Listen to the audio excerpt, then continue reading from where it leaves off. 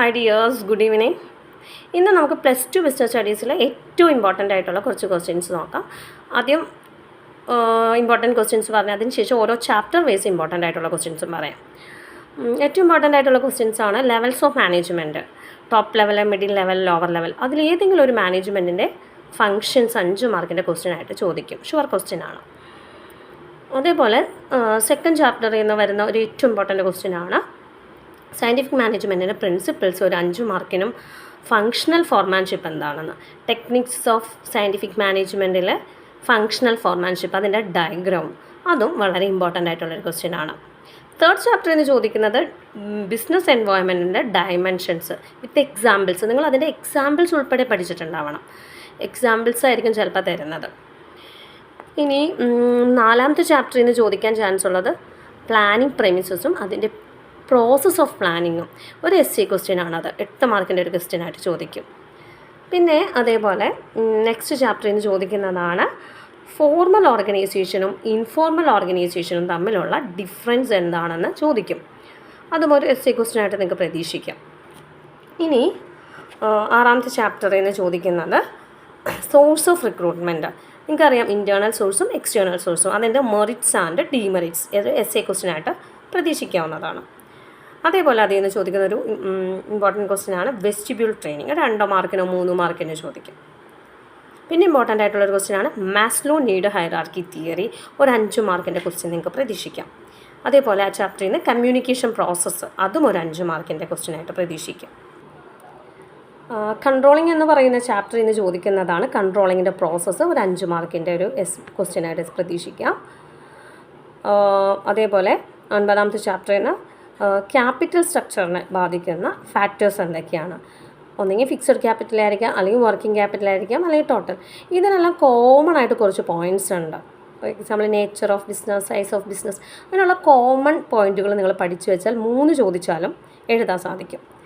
പിന്നെ next marketing എന്ന് പറഞ്ഞ ചാപ്റ്ററാണ്. അതിൽ നിന്ന് വരുന്ന ഇമ്പോർട്ടൻറ്റ് ക്വസ്റ്റ്യൻ ആണ് ഫങ്ഷൻസ് ഓഫ് മാർക്കറ്റിങ്ങും ഒരു SC ക്വസ്റ്റ്യൻ ആയിട്ട് പ്രതീക്ഷിക്കാവുന്നതാണ്. അതേപോലെ 4 P's ഓഫ് മാർക്കറ്റിങ്ങും. അതേപോലെ വളരെ ഇമ്പോർട്ടൻ്റ് ആയിട്ടൊരു ക്വസ്റ്റ്യൻ ആണ് അഡ്വർടൈസിങ്ങിൻ്റെ മെറിറ്റ്സ് ആൻഡ് ഡീമെറിറ്റ്സ്. ലാസ്റ്റ് ചാപ്റ്ററായി കൺസ്യൂമർ പ്രൊട്ടക്ഷൻ എന്ന് ചോദിക്കുന്നതാണ്. ഒന്നെങ്കിൽ കൺസ്യൂമറിൻ്റെ റെസ്പോൺസിബിലിറ്റി, അല്ലെങ്കിൽ കൺസ്യൂമറിൻ്റെ റൈറ്റ്സ്. ഇത്രയാണ് മോസ്റ്റ് ഇമ്പോർട്ടൻ്റ് ആയിട്ടുള്ള ക്വസ്റ്റ്യൻസ്. ഇനി ഞാൻ ഓരോ ചാപ്റ്റർ വൈസും ഇമ്പോർട്ടൻ്റ് ആയിട്ടുള്ള ക്വസ്റ്റ്യൻസ് പറയാം.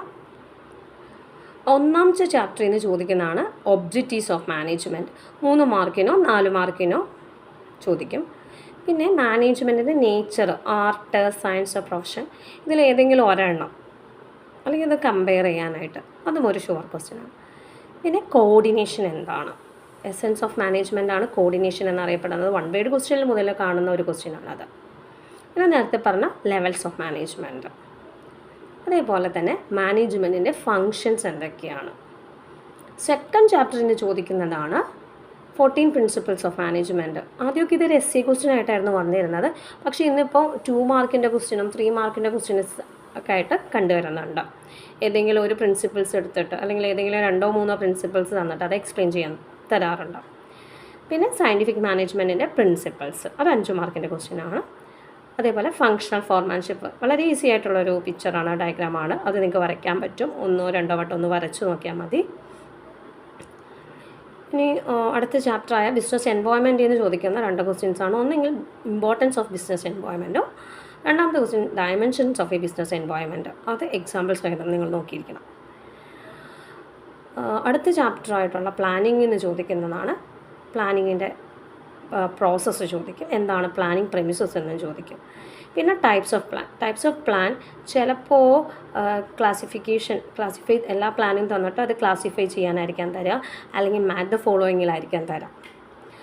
പിന്നെ ഓർഗനൈസിങ് എന്ന് പറയുന്ന ചാപ്റ്ററാണ്. അതിൽ ഫോർമൽ ഓർഗനൈസേഷനും ഇൻഫോർമൽ ഓർഗനൈസേഷനും തമ്മിലുള്ള ഡിഫറൻസ്.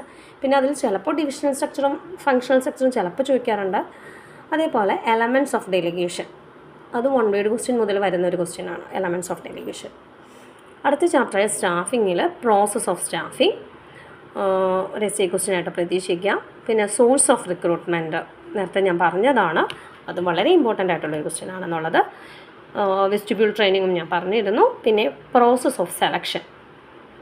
പിന്നെ നിങ്ങൾക്കറിയാം റിക്രൂട്ട്മെൻറ്റ് എന്ന് പറയുന്നത് ഒരു പോസിറ്റീവ് പ്രോസസ്സാണെന്നും സെലക്ഷൻ എന്ന് പറയുന്ന ഒരു നെഗറ്റീവ് പ്രോസസ്സാണെന്നും നിങ്ങൾ ഓർത്തിരിക്കണം. അപ്പോൾ ചിലപ്പോൾ ഡിഫറൻസ് ചോദിക്കാം, റിക്രൂട്ട്മെൻറ്റും സെലക്ഷനും തമ്മിലുള്ള ഡിഫറൻസ്. പിന്നെ വരുന്നതാണ് നെക്സ്റ്റ് ചാപ്റ്ററിൽ മാസ്ലോ നീഡ് ഹൈറാർക്കി തിയറി, അതായത് ഡയറക്റ്റിംഗ് എന്ന് പറയുന്ന ചാപ്റ്റർ. ഏറ്റവും കൂടുതൽ ക്വസ്റ്റ്യൻസ് ചോദിക്കുന്ന അല്ലെങ്കിൽ ഏറ്റവും കൂടുതൽ വെയിറ്റേജ് ഉള്ളൊരു ചാപ്റ്ററാണ് ഡയറക്റ്റിംഗ് എന്ന് പറയുന്നത്.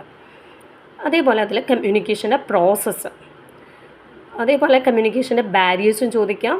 പിന്നെ ഹൗ ടു എഫക്റ്റീവ് കമ്മ്യൂണിക്കേഷൻ എന്നും ചോദിക്കാറുണ്ട്. കമ്മ്യൂണിക്കേഷൻ എങ്ങനെയാണ് എഫക്റ്റീവ് ആക്കാൻ സാധിക്കുന്നത് എന്നുള്ളൊരു ക്വസ്റ്റ്യനും ചോദിക്കാൻ സാധ്യതയുണ്ട്. പിന്നെ കൺട്രോളിങ് എന്ന് പറയുന്ന ചാപ്റ്ററാണ്. കൺട്രോളിങ്ങിൽ ഇപ്പോഴും ചോദിച്ചു വരുന്ന ക്വസ്റ്റ്യനാണ് പ്രോസസ് ഓഫ് കൺട്രോളിങ്. അതേപോലെ തന്നെ MBE മാനേജ്മെൻറ്റ് ബൈ എക്സെപ്ഷൻ, ഒരു 3 മാർക്കിനോ 2 മാർക്കിനൊക്കെ ചോദിക്കുന്ന ഒരു ക്വസ്റ്റ്യനാണ്. അടുത്തത് ഫിനാൻഷ്യൽ മാനേജ്മെൻ്റ് ആണ്. അതിൽ ഫിനാൻഷ്യൽ ഡിസിഷൻസ് ഏതൊക്കെയാണെന്ന് ചോദിക്കും.